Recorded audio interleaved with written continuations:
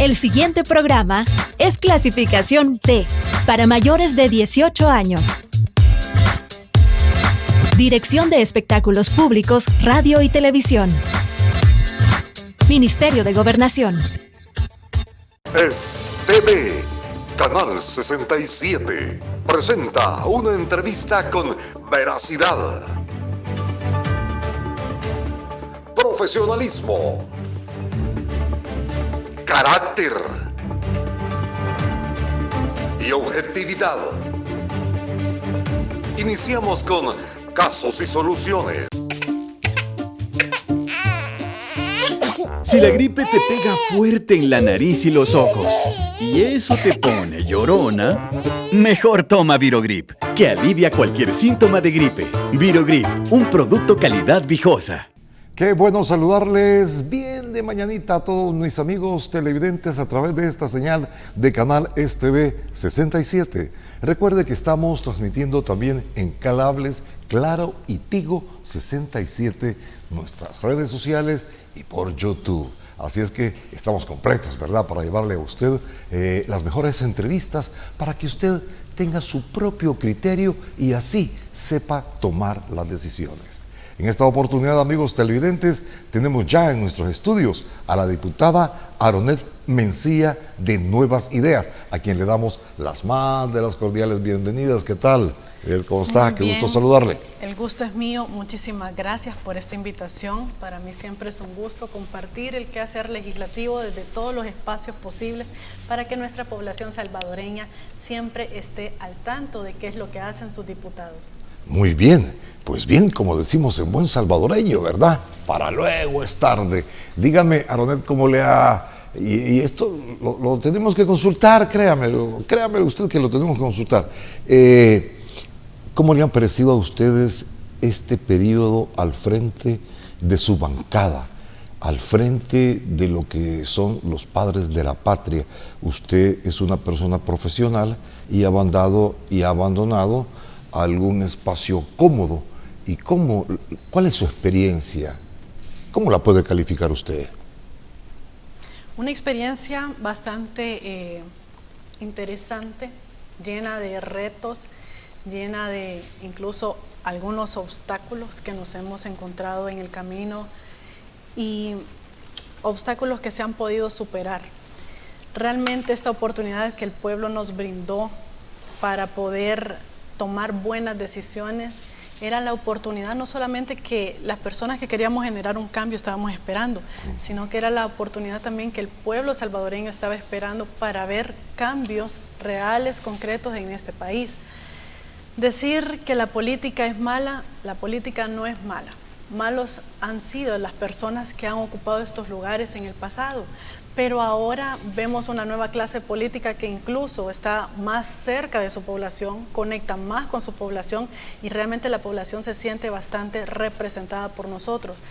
Nosotros estamos conscientes que se han hecho grandes cambios, que han sido necesarias decisiones incluso bastante fuertes para problemas que realmente eran bastante fuertes también, pero que a la larga nos han dejado resultados bastante satisfactorios y que nosotros podemos percibir en la misma población salvadoreña, como es la paz y la tranquilidad de la que se está gozando ahora, que ahora pueden ellos libremente circular en sus comunidades y sentirse seguros. Eso es una de las grandes satisfacciones que nosotros tenemos como diputados también, lo que es el desarrollo, el crecimiento económico, la promoción de nuestro turismo, cómo hemos ido limpiando la cara de nuestro país a nivel internacional incluso.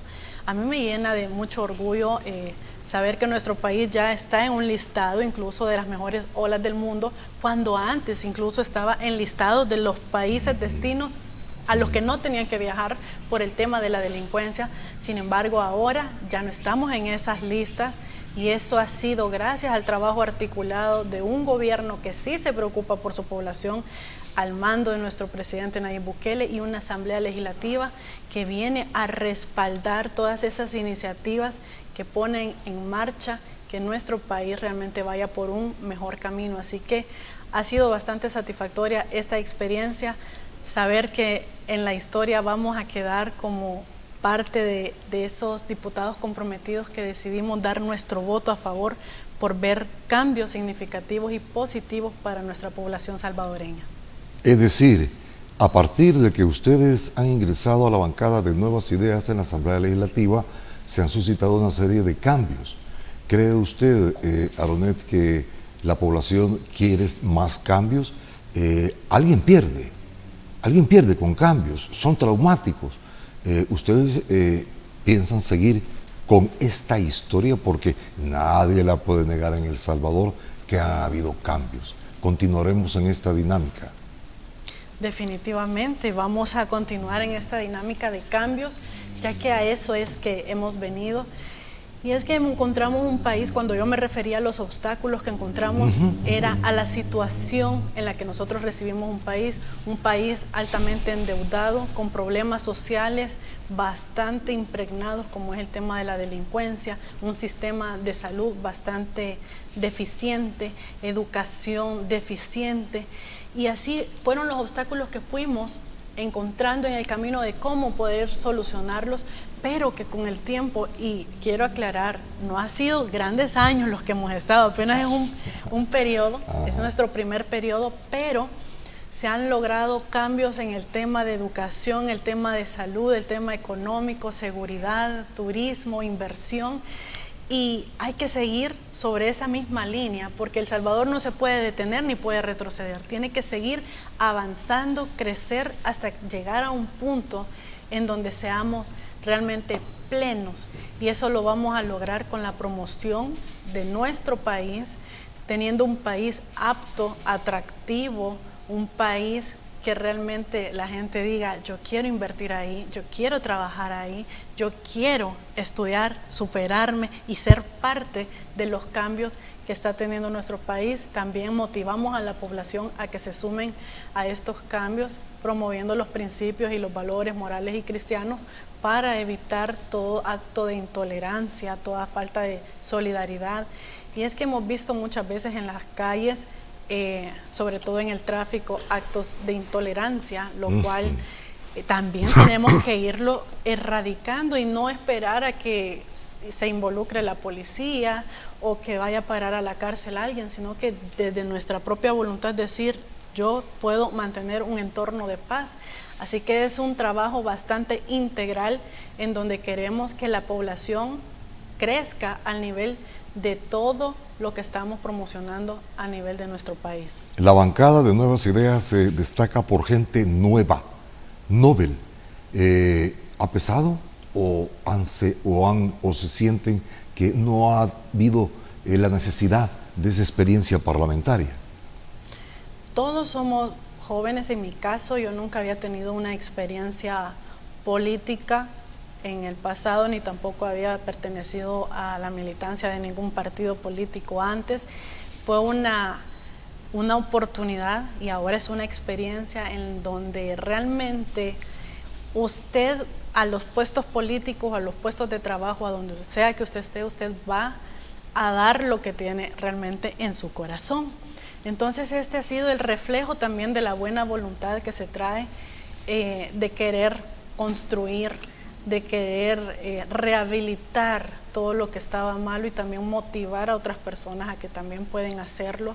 Estos lugares no son exclusivos de algunos, sino que estos lugares le pertenecen a personas que quieran servirle a su país y que es el mismo pueblo salvadoreño quien le da la oportunidad de servir a su país y de representarles. Así que sí somos jóvenes, muchos decían, son jóvenes, no tienen experiencia, van a hacer mal las cosas. El hecho que uno sea joven o no tenga la experiencia política, que por cierto, si no se nos da la experiencia, la oportunidad de generar esa experiencia política, entonces jamás la existirá, llegaremos a viejos y nunca la tendremos. Pero ser joven no es una limitante para ser una persona que quiera servir, para ser una persona correcta, para ser una persona que realmente quiera tener una visión de construcción, de ser positivo, de ser un agente de cambio.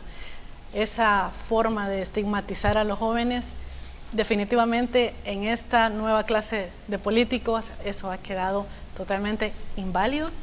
Es que hemos demostrado que sobre todo la empatía con nuestro pueblo, la solidaridad, sentir y ponernos en los zapatos de ellos, cuáles son las necesidades y querer dar esas soluciones, y sobre todo la voluntad que mueve la política y todo lo demás está en personas jóvenes. Ahora bien, estamos en un periodo preelectoral. ¿Considera usted o ya vio la posibilidad de volverse a lanzar usted nuevamente como candidata a diputada de Nuevas Ideas? Si Dios, el pueblo y nuestro partido me lo permiten, yo estaré lanzando nuevamente una candidatura para poder servir y continuar el trabajo que se ha venido haciendo tanto legislativo como territorial con nuestro pueblo salvadoreño. ¿Y considera usted que hay oposición en la Asamblea Legislativa? ¿Los partidos de oposición pesan, están haciendo algo o ve una extinción? Realmente llamarles oposición porque pertenecen, nada más porque pertenecen a otro partido político, ¿verdad? Y porque dan sus puntos en contra o votos en contra, pero realmente una oposición que impida que El Salvador avance no la existe. No. Aparte es tarea del pueblo salvadoreño terminarlo de culminar o de erradicar, como del pueblo salvadoreño lo desee, pero decirles que gracias a Dios el mismo pueblo salvadoreño democráticamente fue quien nos dio los números, los votos necesarios para poder hacer todos los cambios, para aprobar estas leyes, para aprobar los proyectos en beneficio de la misma población. Y será la misma población la que de cara a las próximas elecciones también vuelva a decidir a quienes quiere gobernándoles. Nosotros hemos dado las muestras de cómo lo hacemos, de que no hemos traicionado ese voto de confianza que nos dieron en su momento y que ese es nuestro único compromiso, el bienestar de la población salvadoreña. Antes la política era una cuestión de enriquecerse, de hacer negocios, de entrar sin nada y salir rico. Ahora no. Incluso yo quiero comentar esto porque lo considero oportuno. Nosotros como diputados hacemos un trabajo territorial. ¿De dónde sacamos incluso el presupuesto para hacer todas esas actividades? Yo quiero decirles, en mi caso, sale del mismo salario que yo percibo del pueblo en el tema del pago por ser un servidor público. Entonces, de ahí mismo se le retribuye, es una forma que yo veo de retribuirle a las comunidades con actividades, con el trabajo, con la cercanía, pero no existen el famoso 14,000 de salario, eso no es verdad, no ganamos ni siquiera $3,000 para decírselos. Son temas que muchas veces la oposición dice que tenemos $14,000, que tenemos aquí, que tenemos allá, pero eso no es real, sino cuando ellos lo expresaran realmente podrían comprobarlo a la vez que lo dicen, cosa que no lo hacen porque no es verdad. Así que si a ustedes le han dicho que un diputado gana $14,000, déjenme decirle que eso no es verdad. Y si se hacen actividades en pro de las comunidades, eso sale de la voluntad y de la bolsa de cada uno de los diputados que se acerca. Así que esa es nuestra labor y realmente algo bastante bueno, algo humano, ya no esa figura del diputado que veía a la población del hombro hacia abajo, sino que ver a la población a los ojos, ya que hemos salido de la misma población, no tenemos por qué sentirnos más que la misma población. Así que eso sería. Bien, estamos hablando de un espacio preelectoral. ¿Usted ve que el presidente Nayib Bukele tenga algún rival que le pueda hacer frente en las elecciones? Realmente no lo hay. No lo hay, y menos si sale de los partidos tradicionales. ¿Y esto por qué? Porque cada quien de los partidos tradicionales tuvo su oportunidad de demostrar cómo se gobernaba y ellos gobernaron para sí mismos. Entonces, desde ese momento, creería yo, bueno, estoy segura que no hay candidato contra la posible, estas elecciones que se acercan. Realmente no hay candidatos, no está esa capacidad, no está esa valentía, no hay alguien que haya hecho o que tenga incluso la voluntad, porque como les digo, en el pasado no lo hicieron y pudieron. Si todos los problemas sociales que tenemos ahora han tenido que tener medidas grandes, fuertes, para combatirlas, es porque en el pasado se fortalecieron esos problemas sociales. En el pasado no se les dio el tratamiento que requerían.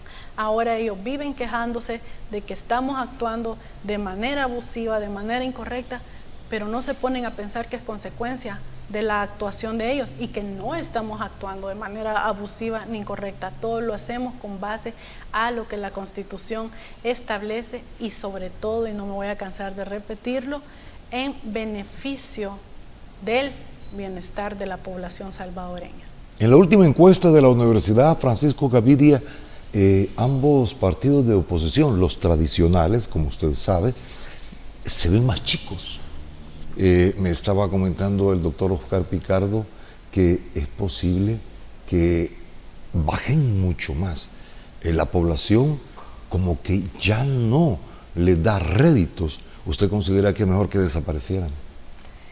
Claro, y es porque ellos, como ya lo dije antes, tuvieron la oportunidad de demostrar cómo ellos gobernaban, demostraron cómo gobernaban y era para ellos, no era para la población. Y será la población la encargada de erradicarlos. ¿Por qué salen las encuestas que ellos cada vez van en disminución? Esa es una reacción muy natural. ¿Y por qué? Esto es fácil y es porque ellos no están proponiendo, no se están sumando a todas aquellas iniciativas, a todas aquellas acciones en donde la misma población dice sentirse satisfecha, donde la misma población pide que sigan las medidas, en donde la misma población se siente segura. Entonces, estar en contra de lo que la población siente, quiere, pide y dice, es prácticamente una muerte política, porque los partidos políticos están para representar al pueblo, a la población. Pero si ellos están en contra de lo que la misma población siente, entonces, ¿cuál es el caso de que ellos continúen en el tema de la política? Así que lo que la población refleja en cada una de las encuestas es la satisfacción que sienten con este gobierno, con esta nueva Asamblea Legislativa y la comparación que ellos hacen y sintieron, vivieron, lloraron, sufrieron en el pasado con estos partidos políticos. Así que definitivamente se visualiza un panorama en donde posiblemente ellos mueran políticamente por sus mismas acciones y por su mismo pasado y su forma de actuar en el presente. Y no es mucha burocracia, no es mucho trabajo duplicar esfuerzos teniendo partidos tan chicos de solo un diputado. ¿Qué pueden hacer? ¿Cómo ve usted esta situación? ¿Vale la pena tener estos partidos? Porque hay una serie de partidos tan chicos que no se ve el trabajo y es duplicar esfuerzos, además de invertir salarios en ellos. Correcto, y que su incidencia realmente positivamente no es ninguna. No hay una incidencia positiva de estos partidos pequeños que solo cuentan con un diputado. Pero negativamente siempre está esa voz disonante ante cualquier buena iniciativa para el pueblo salvadoreño. Igual, será la misma población la que se encargue de no darle esos votos, porque como son partidos nuevos, pequeños, entonces ellos dijeron, bueno, vamos a ver, los que votaron por ellos, vamos a ver cómo es que ellos trabajan. Ya vieron y ya están demostrando cómo ellos trabajaron y ahora será la población quien va a decir me gustó o no me gustó. Y por lo que podemos ver en la Asamblea Legislativa, ha sido muy poco lo positivo, bueno, ha sido nulo lo positivo que han hecho.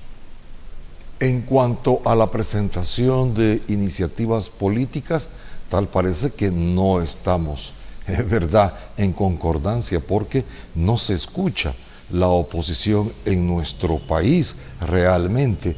Ellos, no sé, no proponen y este país necesita de muchas propuestas, Aronet. Así es, y esto me trae a memoria cuando nosotros estábamos aprobando incluso presupuestos para el tema de la mejora educativa y una diputada de un partido pequeño, la única diputada de ese partido, ustedes ya sabrán, Ella dijo de que todo eso era un show, era un montaje. Y justo yo días anteriores había ido al territorio y me dieron una carta. Una niña me dio una carta con una computadora dibujada y que yo se la entregara al presidente Nayib. Y la carta yo la leí en esa plenaria ante lo que la misma diputada había dicho, que todo eso era una mentira. Y leí la carta en donde la niña agradecía por su computadora y que jamás en la vida ella iba a tener una computadora, pero que ahora ella se sentía motivada a seguir estudiando y a ser una futura profesional. Eso era lo que decía esa carta, que le daba gracias al presidente, que le daba gracias a Dios y que le daba gracias a todos los diputados que estábamos trabajando en beneficio. Esa niña tenía 12 años, tiene 12 años, entregó esa carta y le decía yo en el pleno a esa diputada: ¿cómo puede decirme usted con esta carta que esto es un montaje? ¿Cómo puedo yo inventarme las palabras, lo que decía la carta? ¿Qué decía? Que le daba gracias al presidente por la computadora que había recibido, que ella jamás en su vida imaginó tener una computadora, que no iba a ser posible comprar una computadora y que era un sueño hecho realidad y que ahora ella se sentía motivada a seguir estudiando y hacer, esto fue lo que más me impactó de esa carta, que ella iba a ser una futuro profesional. Vean cómo la visión de una niña cambia por medio de una mejora educativa, por medio de mejoras en las herramientas que se les está dando. Ya esa niña ya no dice a saber de qué voy a trabajar en el futuro, no, ella ya tiene en su visión que va a ser una futura profesional y obviamente no está visualizando un futuro negativo para ella, sino que positivo. Entonces agradecía al presidente, a Dios, a nosotros como diputados, y se podía leer en esa carta esa sinceridad. Y yo la mostré en el pleno y les dije: esto no se puede inventar, lo que siente esa niña yo no me lo puedo inventar, no puede ser un guión, si es la misma población hablando y nuestros niños y niñas están conscientes incluso del trabajo que el gobierno está haciendo en pro de ellos.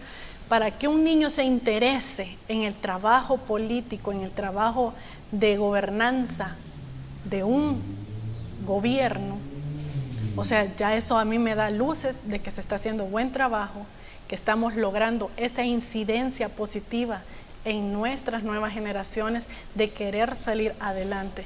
Entonces, vean cómo estos partidos pequeños desacreditan lo que siente la población y cómo en el mismo pleno, con pruebas, se les demuestra lo que la misma población siente, piensa, expresa.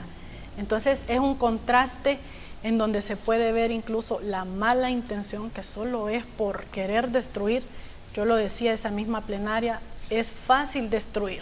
Lo que es difícil es construir, sumarse a construir. Eso es difícil, requiere tiempo, requiere esfuerzo, pero destruir con palabras usted puede destruir, con sus acciones puede destruir, con sus votos en contra puede detener, pero como esta Asamblea Legislativa, gracias a Dios, tiene los números, no ha sido necesario, ni siquiera nos afecta cuando hay 16 votos en contra, porque nosotros tenemos la mayoría, la mayor parte de dictámenes de decretos se están votando con 64 votos a favor. Que es muy significativo. Bastante significativo. Así es. Así que, amigos televidentes, vamos a nuestra primera pausa, la de nuestro programa, para volver ya con el detalle del trabajo legislativo a óptica de Aronet Mencía. Ya vuelvo, no nos cambie.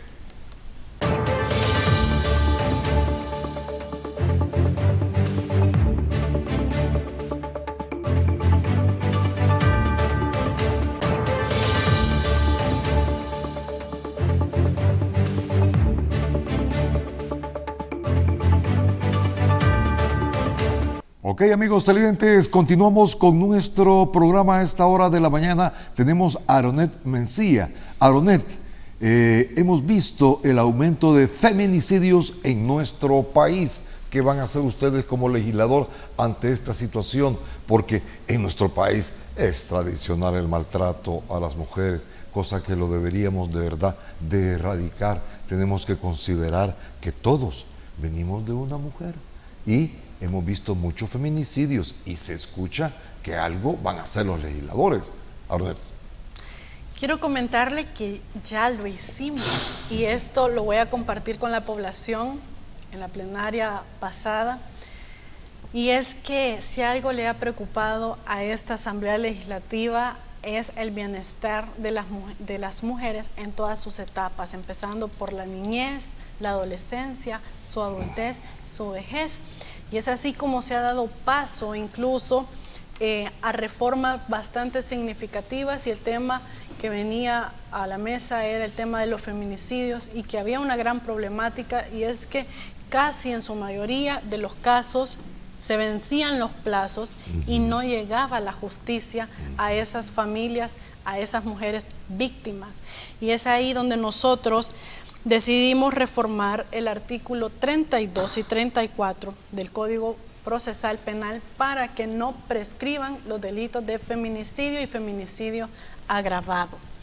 Así es como nosotros vamos a procurar que aunque pase el tiempo, aunque exista deuda judicial, siempre esos casos lleguen a un término en donde se garantice la justicia para esas familias y para esas víctimas.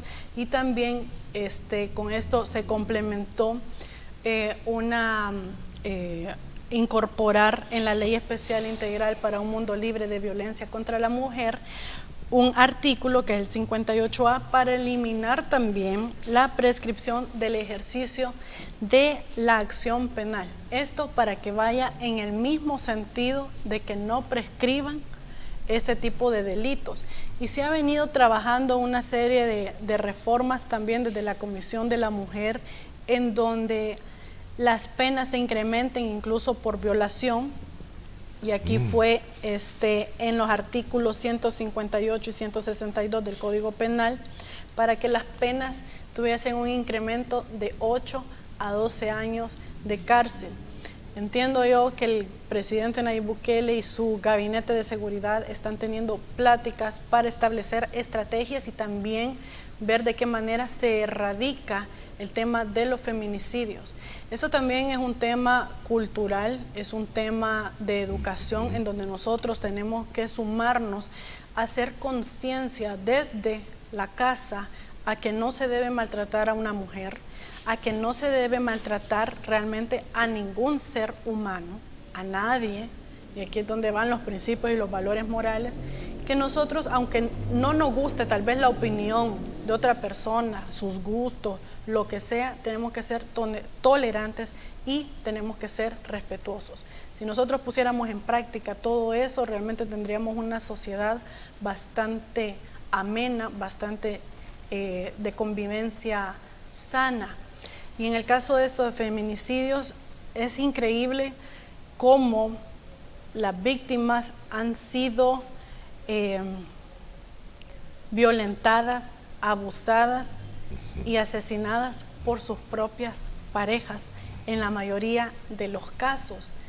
Y es que también quiero hacer un llamado a esas mujeres que están sufriendo de maltrato, ya sea verbal, ya sea psicológico, ya sea físico, ya sea económico, ya sea patrimonial, porque existen diferentes tipos de violencia contra la mujer, a que no creen una dependencia hacia un hombre y se acostumbren o normalicen patrones de violencia contra ellas. No vale la pena perder la vida, no vale la pena ser maltratada por una dependencia económica. Su bienestar, su salud mental, su salud espiritual, su salud sentimental, emocional, eso vale mucho más que cualquier compañía de alguien que no conviene. Así que también las motivo, si usted que nos está viendo sufre de algún caso de violencia o tiene una amiga o un familiar que sufre casos de violencia contra la mujer, haga las respectivas denuncias. Nosotros estamos trabajando en leyes que fortalezcan el sistema judicial, que les den las herramientas a los que van a ejecutar todas estas leyes para darles la debida protección a todas ustedes. Pero ¿cómo se materializa la ley? denunciando. No esperemos a que exista un feminicidio. Es lamentable decir, bueno, que los feminicidios no prescriban sus plazos.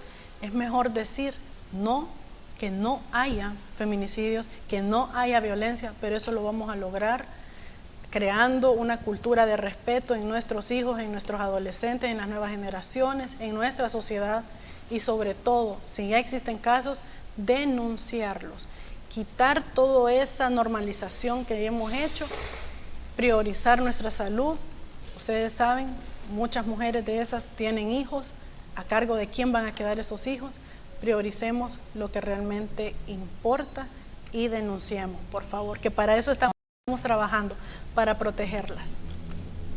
El feminicidio viene antecedido, Aronet, amigos televidentes, de ciertas condiciones y acciones contra la mujer.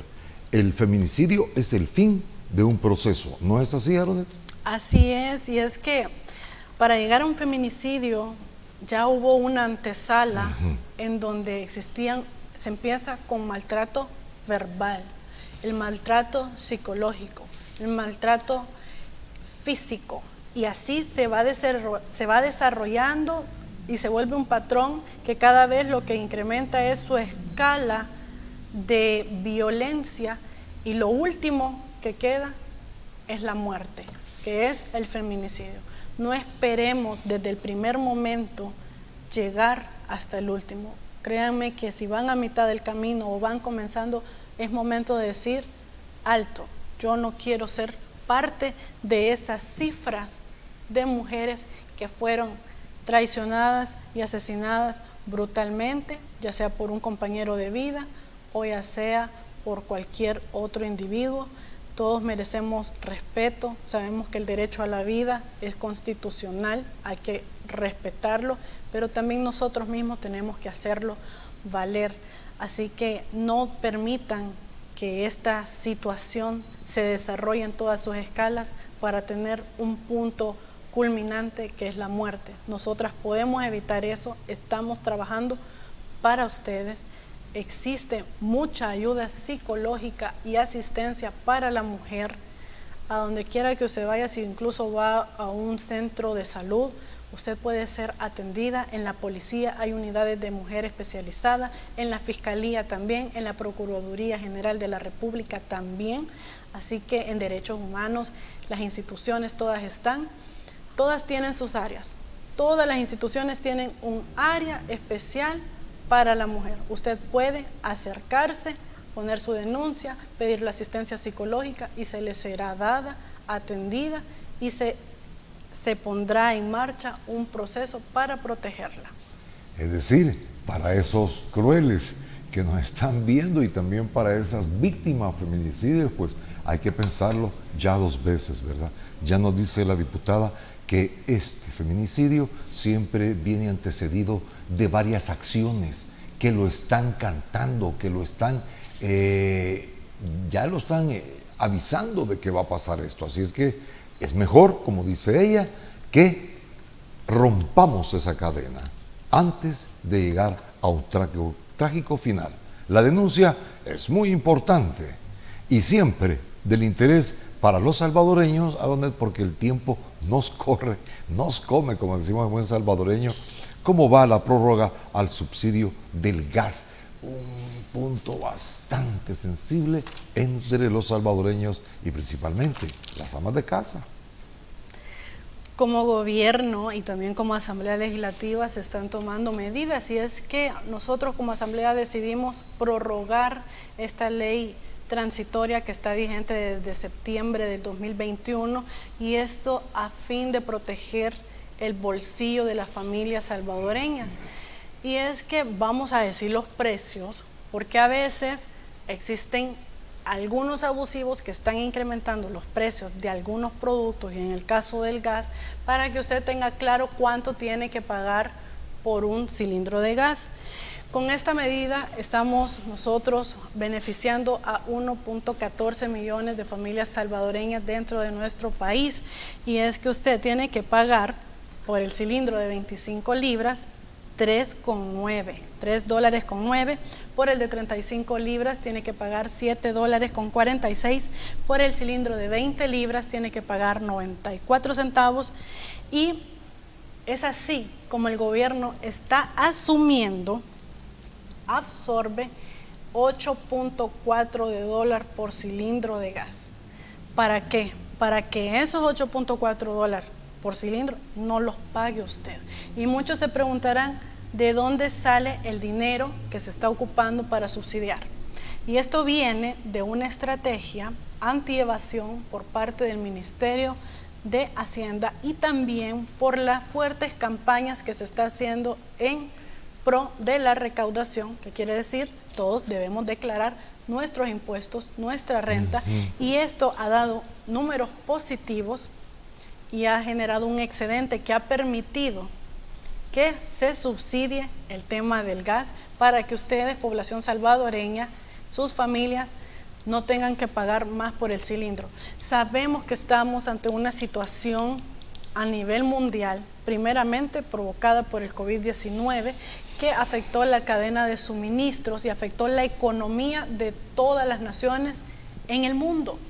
No solamente desde El Salvador, sino que países de primer mundo, todos los países han sufrido grandes incrementos en el tema de combustible, insumos, cadena de suministro, gas licuado, y El Salvador no era la excepción.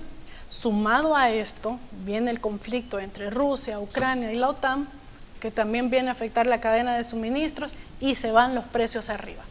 Entonces, como medidas para proteger a la población salvadoreña, se tomaron este tipo de iniciativas. ¿Para qué? Para que ustedes no tengan que pagar más, pero quien asume el costo es el gobierno, quien se sacrifica es el gobierno.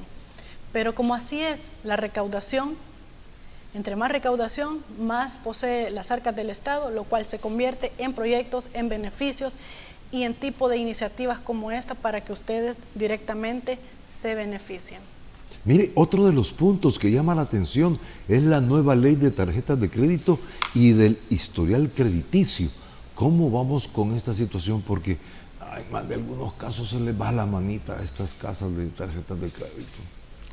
En ese sentido, desde la Comisión Financiera hemos trabajado diferentes iniciativas que ya están todas en vigencia, y no está de más recordarle a nuestra población salvadoreña que, por ejemplo, si ustedes fueron reportados en un tiempo en estos buró de crédito, también conocidos comúnmente como DICOM, ustedes pueden perfectamente decir, bueno, voy a solicitar mi información, como está mi puntaje. No pueden cobrarle por solicitar su información.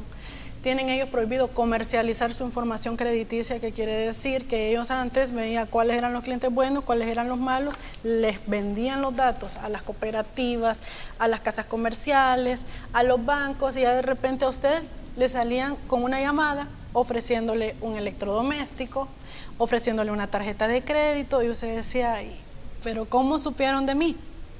Y es por eso mismo, porque ellos estaban comercializando su información.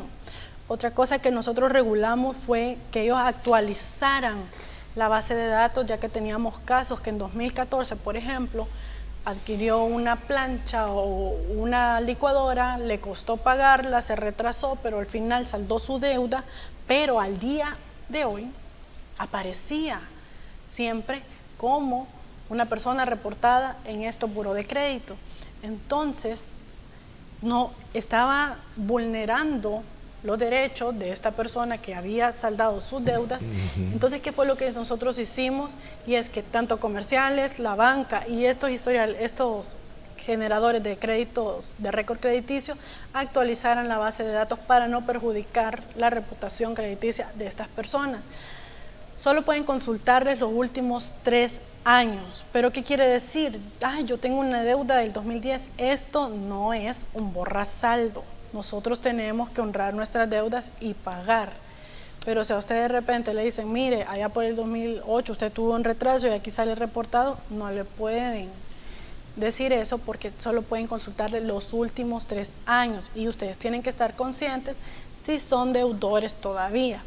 En el tema de las tarjetas de crédito, nosotros también regulamos ese tema en el sentido de las membresías, de los sobregiros, de la preaprobación y de la cancelación de las tarjetas. ¿Y qué quiero decir con esto?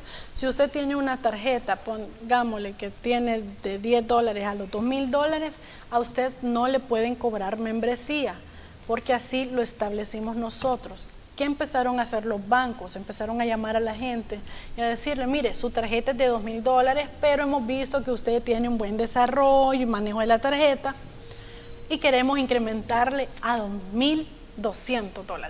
Eso era una forma para siempre asegurarse ellos el cobro de la membresía, lo cual desde la comisión nosotros también lo denunciamos. ¿Qué hicimos? Prohibir el tema de la preaprobación, que ya les conté cómo era que funcionaba por la comercialización de su información. La preaprobación de tarjetas. Si usted no pide una tarjeta a un banco, sépalo que si le están llamando para ofrecerle una, es prohibido y usted puede denunciarlo perfectamente. Si usted tiene una tarjeta que usted dice, bueno, quiero hacer buen uso de esta tarjeta, cuando tenga una emergencia, hace la compra y se la deniegan porque la tarjeta está cancelada, eso también está prohibido, porque para que ellos le cancelen una tarjeta a usted, tienen que notificarle 30 días antes de su cancelación. ¿Y esto por qué lo hicimos? Porque muchas veces usamos la tarjeta de crédito para una necesidad fuerte. Nosotros también prohibimos el tema de los sobregiros. Imagínense la situación que nos encontrábamos con el tema de las tarjetas de crédito. Tenía la tarjeta topada, no le decían, le sobregiraban la tarjeta y de ribete le cobraban la membresía. Entonces, ¿qué capacidad económica iba a existir para pagar esa tarjeta? Y lo que hacían era ellos llamar, agarrar el teléfono y ofrecerle un refinanciamiento o un préstamo adicional sobre su misma tarjeta, a manera que el salvadoreño jamás saliera de las deudas y se sobreendeudara cada vez más. Todo eso nosotros lo hemos venido regulando y hemos trabajado otros temas importantes como la ley contra la usura, que muy importante. Muy importante, porque con esta ley contra la usura, ¿a quiénes les aplican? A todo aquel que preste dinero, incluso el que anda en el mercado prestando dinero. La Cornucopia, que incluso vimos un caso en donde tuvo que devolver dinero por cobros indebidos y que fue una noticia en donde la Defensoría del Consumidor actuó. Entonces hemos visto que nuestras reformas y nuestras leyes se han materializado, definitivamente sí. Y en este caso, todos ellos se tienen que, número 1, se tienen que registrar formalmente con el Banco Central de Reserva. Número 2, tienen que actuar o manejarse conforme a la tabla de intereses que publique el mismo Banco de Reserva. Si ellos están cobrando, llámese cooperativas, cajas de crédito, llámese banca, casas de empeño, lo que sea, y a usted o el usurero que llega ahí al mercado a cobrarle a su puesto, si le está cobrando más de la tasa de interés publicada por el Banco Central de Reserva, usted perfectamente puede denunciarlo e incluso puede ser acreedor de una indemnización por parte de quien le cobró abusivamente ese excedente. Así que así es como nosotros hemos trabajado. Prohibimos también el tema del anatocismo, que es el cobro de intereses sobre intereses. Temas bastante interesantes que realmente hemos visto cómo han beneficiado bastante a la población salvadoreña, y es que cada reforma nosotros la trabajamos de una manera bastante especial, y es con la parte técnica de la Asamblea Legislativa, la parte técnica de las instituciones aplicadoras de la ley, la parte técnica de las instituciones a las que se les va a aplicar la ley, y sobre todo la parte consultiva, que es la voz popular, que es la voz de nuestro pueblo. Teniendo todos esos elementos, nosotros damos paso a estas reformas, y la última que entró en vigencia es sobre la inclusión financiera, que aquí voy a aprovechar a hacer el anuncio, que ahora ustedes pueden aperturar una cuenta de ahorro 0 montos. ¿Qué quiere decir? Que si ustedes van al banco y le dicen sí, pero para abrir su cuenta necesita $25, $60, $100, usted puede en estos momentos denunciarlo. ¿Y ante quién lo va a denunciar? Puede denunciarlo ante la Defensoría del Consumidor, ante la Superintendencia del Sistema Financiero o ante el Banco Central de Reserva, dependiendo el caso. Entonces, no le pueden cobrar, aunque ya está en vigencia desde noviembre del año pasado esta ley. Nos hemos dado cuenta de varios bancos que siguen cobrando por aperturar el tema de las cuentas, cosa que ya no está permitido. Y aunque le digan, es que son políticas del banco, la política del banco nunca va a estar por encima de la ley. Eso lo tienen que tener bastante claro ustedes y tienen que hacer valer sus derechos. Para eso está la ley, para eso están las instancias. ¿Quiénes pueden aperturar estas cuentas? La pueden aperturar hasta los jovencitos de 16 años. Únicamente presentan su carnet de minoridad, su partida de nacimiento, y ellos perfectamente pueden empezar a crear su cuenta de ahorro y a generar esa cultura también de ahorro. Nuestros hermanos en el exterior también pueden hacerlo. ¿Cómo se puede abrir una cuenta de ahorro? Pueden ir al banco, puede ser con un corresponsal financiero o puede ser mediante vía en línea. Esas son las 3 formas en las que lo pueden abrir. Nadie les puede pedir ni 5 centavos para aperturarla. Únicamente presentan su DUI, sus beneficiarios y listo. Así que esa es otra reforma que nosotros hicimos para la inclusión financiera y que ya no usted pierda una oportunidad laboral porque no tiene el dinero para aperturar una cuenta de ahorro.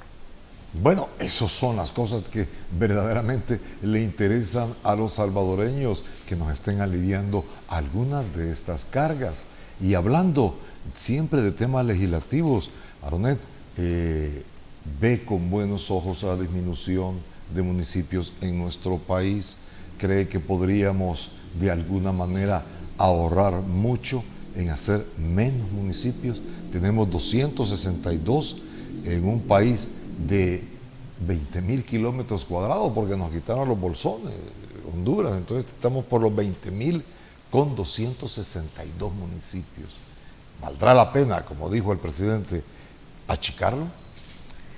Todas estas decisiones, que son bastante significativas y que obviamente generarían grandes cambios en la estructura de nuestro país, en la estructura política, en la estructura de gobernanza, en la estructura presupuestaria, todos estos temas, cuando ya entren de manera oficial dentro de la Asamblea Legislativa, esté su estudio público y oficial, se le dará el estudio, el análisis, la seriedad y todos los elementos técnicos y demográficos, geográficos para entrarlo y ponerlo en marcha. Ahorita sería algo prematuro decirles va a pasar esto y esto, cuando no tenemos los elementos aún técnicos, bueno, todos los diputados, para decidir sobre esto. Pero si esto significa un ahorro, si esto significa un beneficio, si esto significa más, ser más objetivo a la hora de el desarrollo local y social de cada municipio, definitivamente, claro que sí lo apoyaremos, claro que sí es positivo, siempre y cuando se ponga al centro de todas las decisiones a la población, el tema del arraigo, el tema de su representación, que es lo que la opinión de la población nos indica, y esa es la vía, el camino que nosotros seguiremos. Pero de entrada puedo decir que lo veo positivo en el tema del ahorro y de la concentración ya de cómo se va a generar toda esa visión de desarrollo focalizada ya en los municipios, porque a veces hay municipios que tienen sus alcaldías pero no funcionan de manera igual. ¿Qué quiero decir? Hay alcaldías o hay alcaldes que se ponen más las pilas, como dicen, y hay otros que están más cómodos. Entonces el desarrollo nunca llega a esos municipios. Sin embargo, hay alcaldes que ayudan a municipios que no les corresponde gobernar, y yo creo que esa ya es una muy buena señal de que sí se puede gobernar más allá de lo que la voluntad incluso dicta. Así que esto será sometido a su respectivo estudio y esperamos conocerlo y poder hablar más a detalle sobre el mismo. Sí, porque fíjese, imagínense que para las elecciones en San Ignacio ponen una urna. Imagínense qué representatividad tiene. ¿no? Y lo que significa toda la logística, los costos, todo lo que implica hacer ese montaje por una urna. Claro, esto no quiere decir que se les va a quitar el derecho a hacer el sufragio. Esto quiere decir que lo pueden hacer optimizando los recursos en un municipio que tenga obviamente más urnas, pero sí es sorprendente cómo a veces no se organiza bien, digamos, la casa. Muy bien. Bueno, ya estamos en la recta final del programa, amigos televidentes, y esto sí lo debemos de consultar a Aronet Mencía. Aronet, ¿usted va a seguir votando por el régimen de excepción? Las veces que sea necesario, porque este es un tema que yo, a donde puedo lo digo, es un tema como una enfermedad que es el cáncer.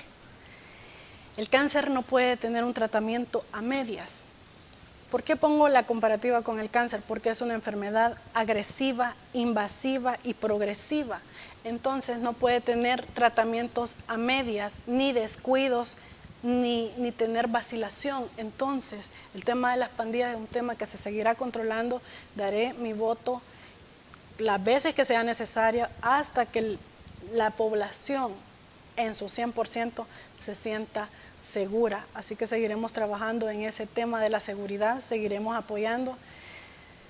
Es satisfactorio ir a una comunidad y que nos digan: no quiten el régimen de excepción, sigan con el régimen, mándennos soldados. Miren, nunca nos hemos sentido tan seguros. Nuestros niños salen a jugar, nuestros jóvenes, y esto yo quiero decirlo, gracias a todas las medidas de seguridad que se han implementado, hemos tenido el inicio de clases más seguro de la historia.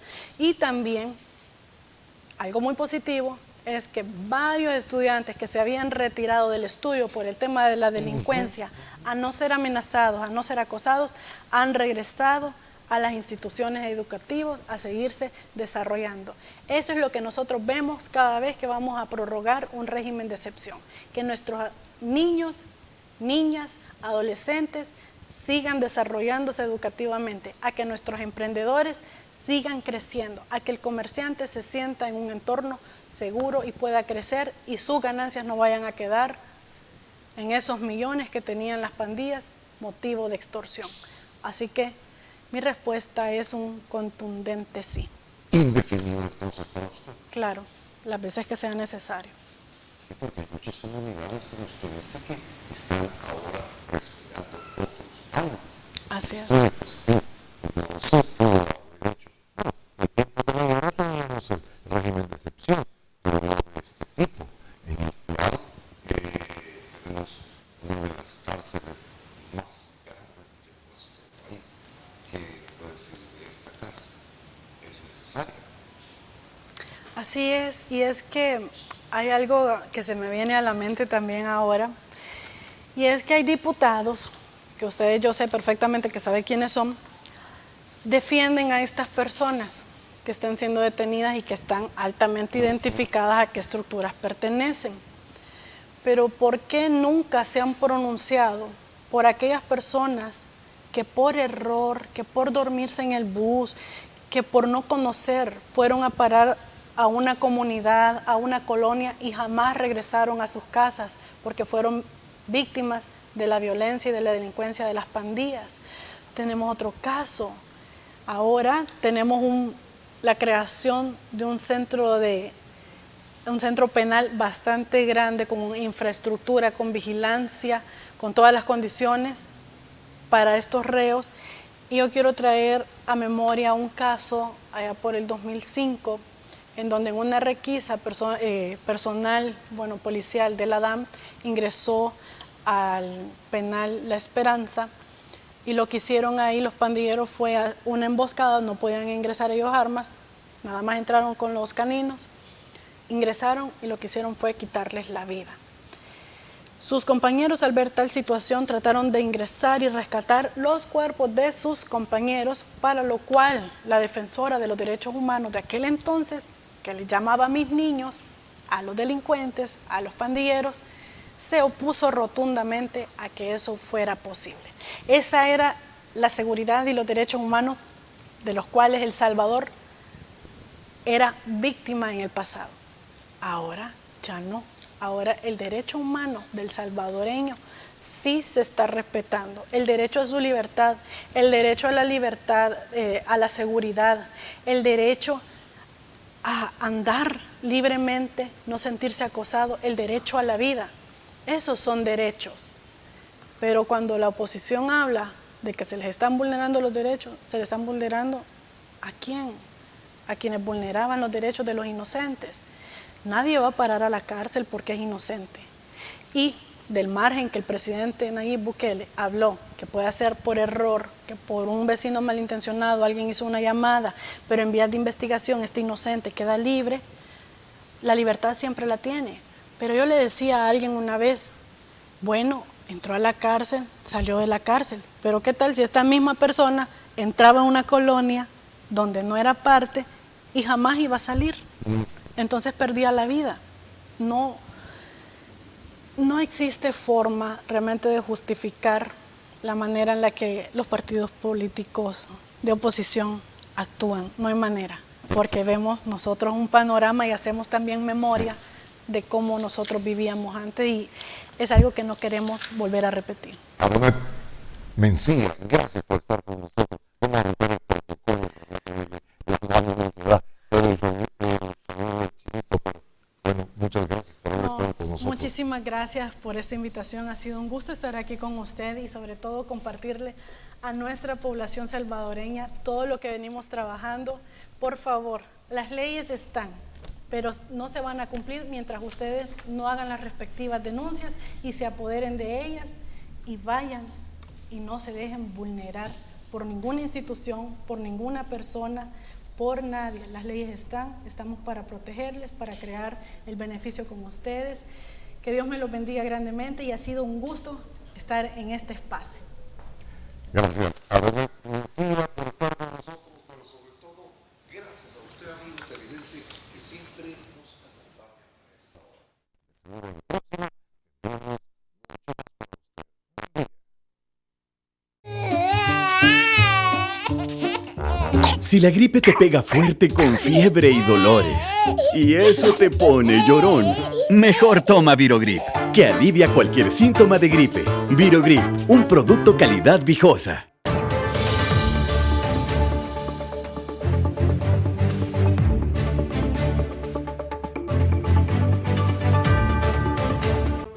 Los conceptos vertidos en el programa anterior son responsabilidad directa de quien los emitió.